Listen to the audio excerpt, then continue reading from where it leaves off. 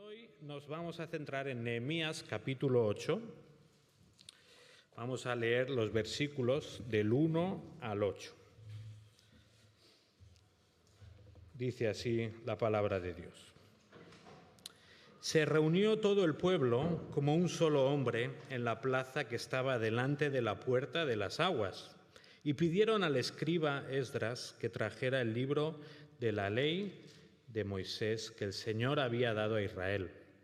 Entonces el sacerdote Esdras trajo la ley delante de la asamblea de hombres y mujeres y de todos los que podían entender lo que oían. Era el primer día del mes séptimo. Y leyó en el libro frente a la plaza que estaba delante de la puerta de las aguas, desde el amanecer hasta el mediodía, en presencia de hombres y mujeres y de los que podían entender, y los oídos de todo el pueblo estaban atentos al libro de la ley. El escriba Esdras estaba sobre un estrado de madera que habían hecho para esta ocasión. Junto a él, a su derecha, estaban Matatías, Sema, Anías, Urías, Hilcías y Maasías, y a su izquierda, Pedaías, Misael, Malquías, Asum, Asbadana, Zacarías y Mesulam. Y abrió Esdras el libro a la vista de todo el pueblo, pues él estaba más alto que todo el pueblo. Y cuando lo abrió, todo el pueblo se puso en pie. Entonces Esdras bendijo al Señor, el gran Dios, y todo el pueblo respondió: Amén, amén, mientras alzaban las manos. Después se postraron y adoraron al Señor rostro en tierra. También Jesúa, Baní, Serebías, Jamín, Acub, Sabetai, Odías, Maasías, Kelita, Azarías, Jozabet, Anán, Pelaías y los levitas explicaban la ley al pueblo mientras el pueblo permanecía en su lugar. Y leyeron en el libro de la ley de Dios, traduciéndolo y dándole el sentido para que entendieran la lectura. Señor, te rogamos que, igual que hiciste en ese momento, ahora también nos ayudes a entender la lectura, nos ayudes a entender tu palabra y ella nos siga transformando por medio de tu Espíritu. Te lo pedimos en el nombre de Jesús. Amén. Amén. Pues estamos en Nehemías capítulo 8 y llegamos quizá a uno de los pasajes más bonitos o emocionantes de este libro. Sabéis que Dios había levantado a Nehemías, lo había traído a ayudar al pueblo que había vuelto del exilio y usó a Nehemías para acabar la reconstrucción para hacer la reconstrucción de las murallas de la ciudad. El templo ya se había reconstruido, ahora faltaban las murallas. Y después de muchas dificultades, oposición, etcétera, etcétera, por fin el templo estaba reconstruido, las murallas estaban levantadas. Así que casi que en este punto ya por fin el pueblo podía descansar, estar tranquilo y disfrutar de la vida. Bueno, no del todo. Es interesante ver que en este punto, pues Nehemías no hace las maletas y se vuelve a Susa, ¿no? Porque Dios le había enviado a reconstruir las murallas ya estaban construidas, podría haberse vuelto. Podría considerar que su objetivo ya estaba cumplido. Sin embargo, lo que vemos es que el libro de Nehemías, como ya escuchamos la semana pasada, nos lleva a ver que la necesidad del pueblo no era necesariamente la reconstrucción del templo y de las murallas, que sí eran importantes, sino que lo que el pueblo realmente necesitaba era una renovación o una reconstrucción espiritual. Entonces, en los primeros 7 capítulos de Nehemías vamos a ver este énfasis en lo político, en lo material, lo terrenal, en el sentido de que los acuerdos que se consiguen y cómo construyen esta muralla, pero al final vamos a ver cómo el libro nos hace mucho énfasis en la renovación y la restauración espiritual. Y en el texto de hoy, en Nehemías capítulo 8, podemos ver 2 condiciones que estimulan una verdadera renovación espiritual. 2 condiciones que estimulan una verdadera renovación espiritual. La primera condición es hambre de la palabra de Dios. Hambre de la palabra de Dios. El texto nos da varias pistas o varios detalles de cuál era, en este punto, la actitud del pueblo hacia la palabra de Dios. El versículo 1, si vais mirando, versículo 1, se nos dice que se habían reunido como un solo hombre, estaban ya, dice el final del 7, están dispersados por las ciudades, dice que el pueblo se reúne como un solo hombre y le piden a Esdras, dicen, trae el libro de la ley. No era un grupo reducido, no era pues 4 gatos que se juntaron para pedirlo. Dice aquí que se reúne el pueblo como un solo hombre, digamos. Era, podríamos decir, que todo el pueblo. El versículo 2 insiste en que se trajo la ley, dice, delante de la asamblea de hombres y mujeres y todos los que podían entender lo que oían. El versículo 3 nos muestra que el pueblo es diligente para escuchar la palabra. Dice que están desde el amanecer hasta el mediodía. Yo cuando leo esto me quedo súper tranquilo de cuando me enrollo, como el domingo pasado, porque digo, bueno, al menos no es desde el amanecer hasta el mediodía, es un poco menos. Entonces se puede resistir, ¿no? Bueno, pero aquí vemos que desde el amanecer hasta el mediodía están escuchando la palabra y además se nos remarca que están atentos al libro de la ley. El versículo 4 nos recalca cómo habían hecho para esta ocasión un estrado, no un púlpito, sino un estrado donde estaba pues Esdras subido, y dice que además habían 7 personas y 7, o sea, era un estrado grande en el que estaban, y lo que hacía era darle importancia a ese momento. Dice que se hizo especial para ese momento, para ese evento que estaban viviendo. El versículo 5 dice que el pueblo se pone en pie al abrirse la palabra de Dios, que vemos que el pueblo está reconociendo la autoridad de Dios sobre ellos. El versículo 6 dice que el pueblo se postra y adora a Dios lleno de alegría por el momento que están viviendo. Van a escuchar esa palabra de Dios que tanto querían escuchar. Y el versículo 7 nos dice y nos señala que el pueblo permanecía en su lugar mientras los levitas explicaban la ley del Señor. ¿Qué nos muestra todo esto, estos detalles que vemos en cada versículo? Pues que sin duda el pueblo de Dios estaba hambriento de la palabra de Dios. Tenían ganas de escuchar, tenían ganas de recibir de parte de Dios lo que estaba escrito en su palabra. Y la verdad es que esto eran grandes noticias. No hay muchísimos momentos en la historia del pueblo de Dios donde veamos ese deseo, ese anhelo de parte del pueblo. De hecho, si nos vamos al libro anterior, en Esdras, el propio Esdras se encuentra con un pueblo que ha vuelto del exilio, que han empezado la reconstrucción del templo, que ya les ha costado, porque se dedicaron a otras cosas. Una vez reconstruido el templo, otra vez se encuentra que el pueblo vuelve a apartarse de la ley de Dios. Y, por ejemplo, en Esdras 9 vemos una oración de Esdras que dice lo siguiente: y después de todo lo que nos ha sobrevenido a causa de nuestras malas obras y nuestra gran culpa, puesto que tú, nuestro Dios, nos has pagado menos de lo que nuestras iniquidades merecen, y nos has dado un remanente que ha escapado como este, ¿hemos de quebrantar de nuevo tus mandamientos, emparentándonos con los pueblos que cometen estas abominaciones?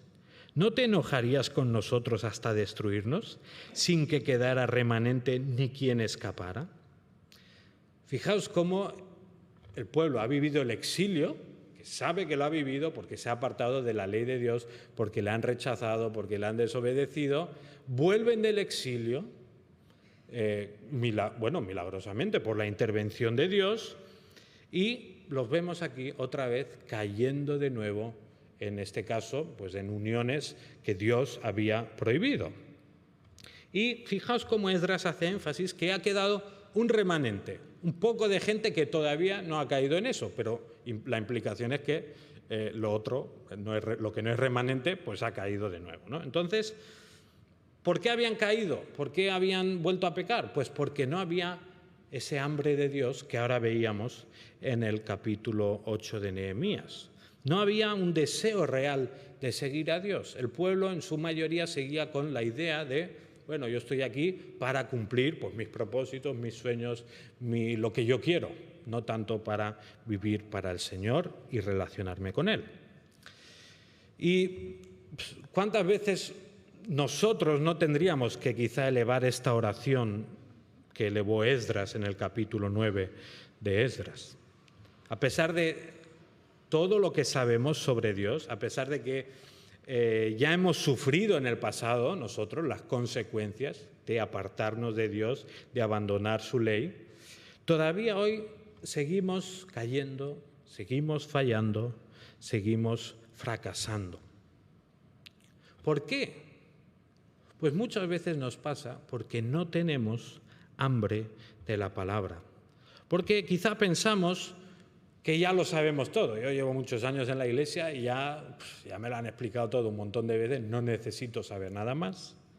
Quizá pensamos que, bueno, no lo sé todo, pero con lo que sé, pues ya es suficiente, no tengo por qué estar investigando y leyendo más. Puede ser que, aunque reconozcamos que no sabemos mucho sobre la palabra, también digamos, bueno, pues ya me conformo. No tengo ese empuje, ese deseo de profundizar y conocer más.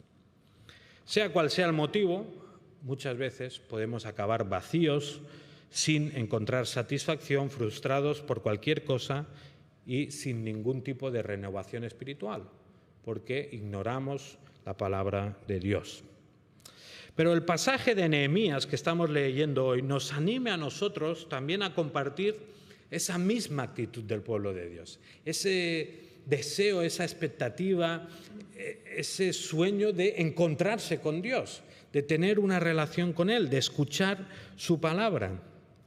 Si nosotros queremos vivir una renovación espiritual en nuestra vida, debemos desear la palabra de Dios. Esto nos lo dice el Nuevo Testamento, nos lo dice el apóstol Pedro, primera de Pedro 2:2, les dice, desead como niños recién nacidos la leche pura de la palabra, para que por ella crezcáis para salvación.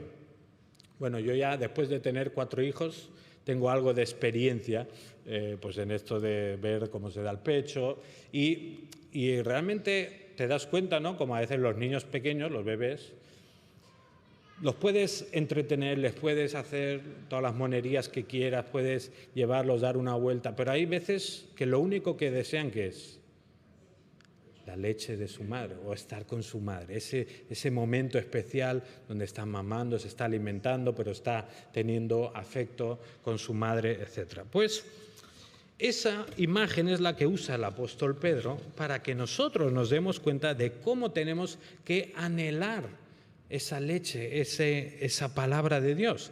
Si ahora mismo Aina, que todavía toma el pecho, si no se lo das y ella tuviera la fuerza que tenemos los adultos, pues sería capaz de masacrarnos para conseguir lo que quiere, porque sabe que eso es lo que desea y lo que necesita.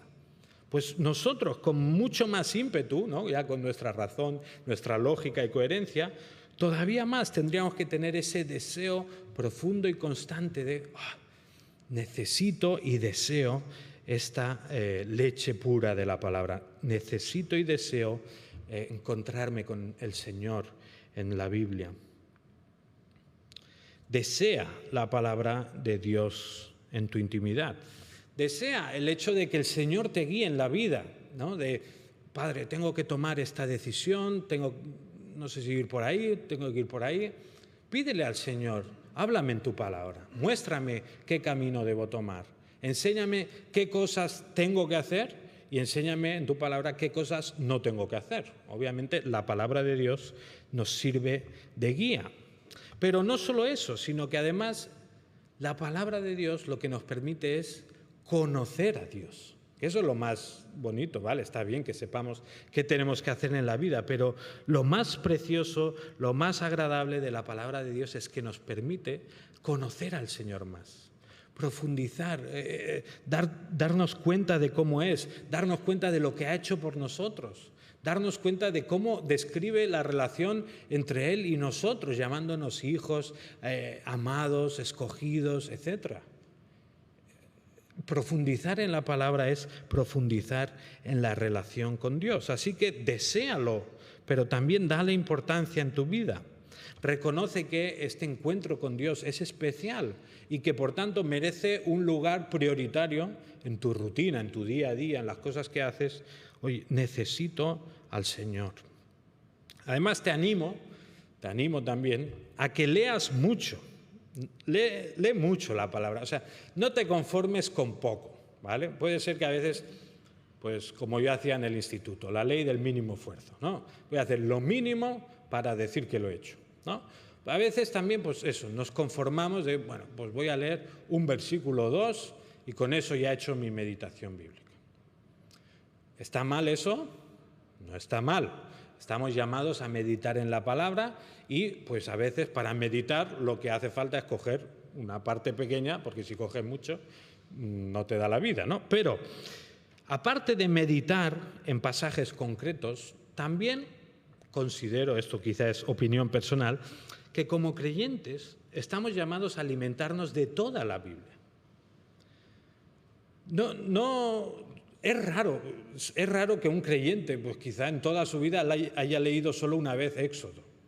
Es raro que un creyente que lleva años y años en la palabra de Dios, pues no sepa de qué va el libro de Sofonías o el libro. No digamos, no hace falta ser expertos, pero dice el propio Pablo, dice que toda la Escritura es inspirada por Dios y es útil para enseñar, para reprender, para corregir, para instruir en justicia, dice, a fin de que el hombre de Dios sea perfecto, equipado para toda buena obra.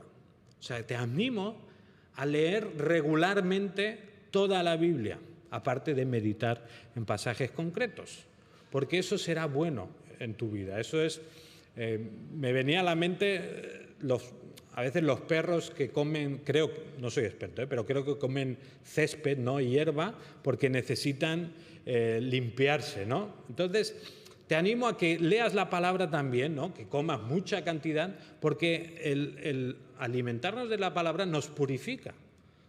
Creo que los perros comen la hierba y vomitan, ¿no? Porque tienen algo que Un poco pasa también, te llenas de la palabra y eso lo que provoca es que pues las cosas de las que nos llenamos en este mundo que nos perjudican, pues se van saliendo, se van desapareciendo de nuestra vida. Así que te animo a que leas mucho la palabra. Dicen que el comer y el rascar, todo es empezar, ¿verdad? Puede ser que nos dé pereza, puede ser que diga, no, si no tengo tiempo. Pero por experiencia de muchos creyentes, observarás que cuanto más lees la palabra, más fácil es leer. O sea, es como que al principio te tienes que obligar, pero una vez has empezado, la palabra te atrapa y te pide más. Y tú lo lees y lo disfrutas y quieres leer más y al final, pues, todos contentos, porque eso es una bendición muy grande para tu vida. Así que te animo, lee la palabra, lee mucho la palabra. Dice Colosenses 3:16, que la palabra de Cristo habite en abundancia en vosotros, con toda sabiduría enseñándoos y amonestándoos unos a otros con salmos, himnos y canciones espirituales, cantando a Dios con acción de gracias en vuestros corazones. Igual que estamos llamados a tener una relación con la palabra individualmente, cada uno de nosotros, con el Señor, también como miembros de una comunidad, de una iglesia, tenemos la responsabilidad de animarnos y promover entre nosotros que como iglesia tengamos hambre de la palabra de Dios. Que sea un lugar donde nos entusiasmamos mutuamente con la palabra de Dios. A mí me encanta hablar con vosotros de cualquier tema. Y si es debatir, pues todavía me gusta más, ya lo sabéis. Pero por lo que veo en la palabra, sería lógico que en una iglesia algo que hiciéramos repetidamente es hablar de la palabra. Compartir entre nosotros, bueno, ¿qué te está diciendo el Señor? ¿O qué estás leyendo? ¿Qué estás aprendiendo de Dios? ¿Qué has leído esta semana? Y sería bonito, o sea, podemos hablar del fútbol, de la política, de lo que sea, por supuesto, pero además, o sobre todo, deberíamos estar compartiendo los unos con los otros sobre la palabra de Dios. Por supuesto, tenemos los grupos pequeños, las células, tenemos diferentes espacios donde lo hacemos, pero quizá de una forma más natural. Oye, hermano, ¿qué te ha dicho el Señor? ¿Qué has aprendido? Y si lo hiciéramos más, probablemente viviríamos una vida espiritual mucho más rica y nos sentiríamos y veríamos renovación en nosotros. Compartamos los unos con los otros cómo el Señor me ha animado esta semana con este pasaje, cómo el Señor me ha consolado, me ha fortalecido, cómo Él me ha guiado con esta parte de la Escritura a tomar esta decisión complicada. Si hacemos esto, el entusiasmo y el hambre por la palabra de Dios, sin duda, se va a ir contagiando entre nosotros. Primera condición es entonces, para una renovación espiritual, tener hambre de la palabra de Dios. La segunda es más corta, no os preocupéis. La segunda condición que observamos en este pasaje para una renovación es que el liderazgo esté centrado en lo importante. Habíamos dicho que estos primeros 7 capítulos de Nehemías nos van narrando los eventos donde Nehemías es el protagonista. Sin embargo, ahora que llegamos al capítulo 8, vemos como que desaparece un poco Nehemías y ya hasta un poco el capítulo 13 no vemos realmente que él nos habla directamente o algo así, ¿no? Vemos en este capítulo 8 como Nehemías como que da un paso atrás y el protagonismo en este caso lo toma Esdras. Y claro, uno podría pensar, hombre, Nehemías, ya que ha sido el Señor que te ha llamado hasta aquí, ya has sido tú el promotor de esta obra, que has estado levantando los muros, que has despertado al pueblo, pues yo que sé, al menos, quizá no leer el rollo, pero no sé, estar en la plataforma con los 14 habría quedado bien, ¿no? Pero no vemos, Nehemías no busca ese rol, sino que entiende el llamado que Dios le ha dado. Y él está más centrado, no en su promoción propia o en quedar bien o en que la gente le admire.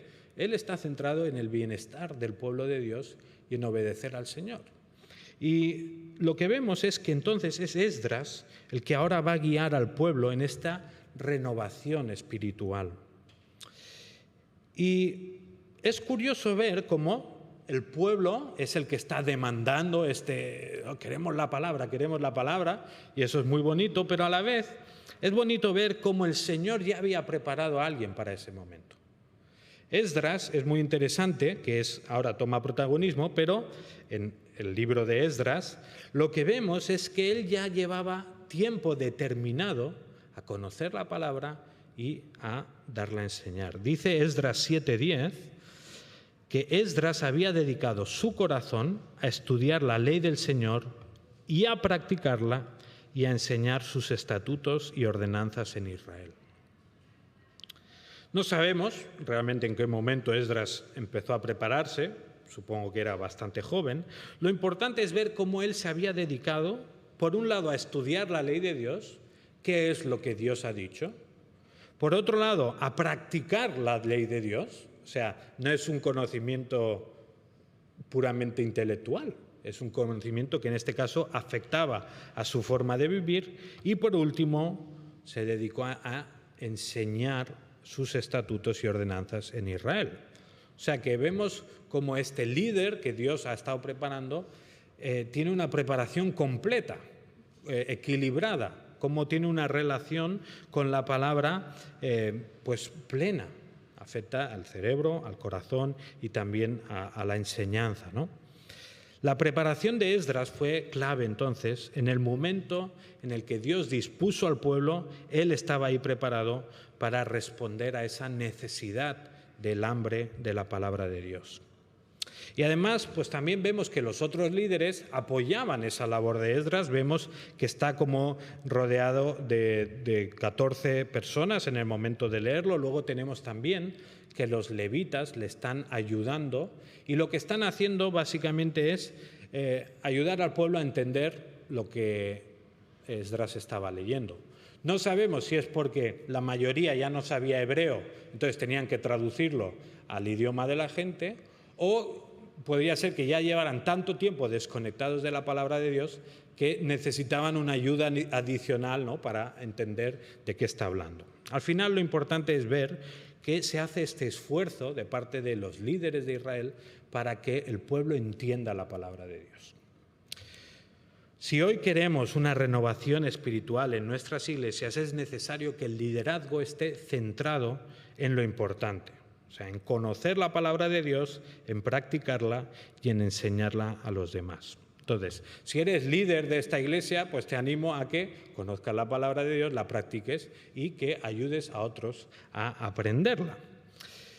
Si no eres líder de nada en este momento, procura que los líderes de tu iglesia estén centrados en ello, que les animes a centrarse en la palabra, que escuches sus enseñanzas, pero sobre todo ora por ellos también.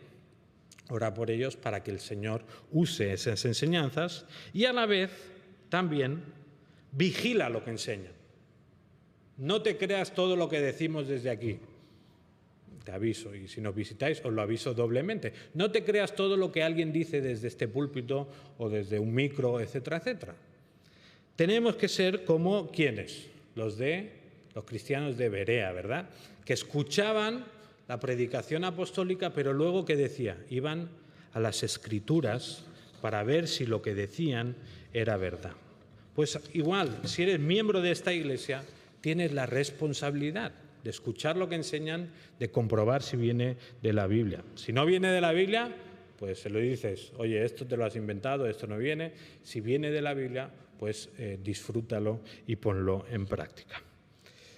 Me he alargado un poco, así que vamos a ir acabando. Recapitulamos y vemos que entonces, si queremos vivir una renovación espiritual, individualmente como iglesia, lo que necesitamos es hambre de la palabra de Dios y necesitamos que los líderes estén centrados en lo importante. Y si somos un pueblo renovado espiritualmente, pues al final seremos un pueblo que cumplirá con la misión que Dios nos ha encomendado.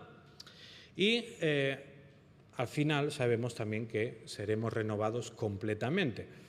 Desgraciadamente, esta renovación espiritual que estamos viendo en Nehemías, pues no fue permanente. Sabemos que luego el pueblo se volvió a apartar, el pueblo volvió a caer, la palabra de Dios volvió a ser olvidada, ignorada. Pero sabemos que nuestro Señor levantó al líder definitivo que provocó una renovación espiritual, ya no a medias, ¿no? Ya no un intento, sino una renovación espiritual definitiva. Y ese es nuestro Señor Jesús, de quien realmente podemos decir lo que se dijo de Esdras. El Señor Jesús dedicó su corazón a estudiar la ley del Señor, a practicarla y a enseñarla. Y vemos que eso es lo que hizo en su ministerio terrenal. Pero lo bueno de Jesús es que no solo hizo eso, sino que Jesús vino a cumplir con la palabra de Dios. Jesús era el cumplimiento total y pleno hacia quien toda la Escritura señalaba. Vimos que Jesús, en Juan 5:39, le dice a los fariseos, escudriñad las Escrituras. A los fariseos y para nosotros también sirve, escudriñad las Escrituras. ¿Qué pasaba? Dice, porque a vosotros os parece que en ellas tenéis la vida eterna. Pero mirad lo que le dice Jesús, y ellas son las que dan testimonio de mí. Al final, todo estudio de la palabra lo que hace es llevarnos hacia Jesús. Así que te animo a que por lo que más quieras, estudia, investiga y profundiza en las Escrituras y entonces lo más probable es que veamos renovación espiritual. Vamos a orar y vamos a darle las gracias al Señor y vamos a pedir que lo produzca en nuestra vida.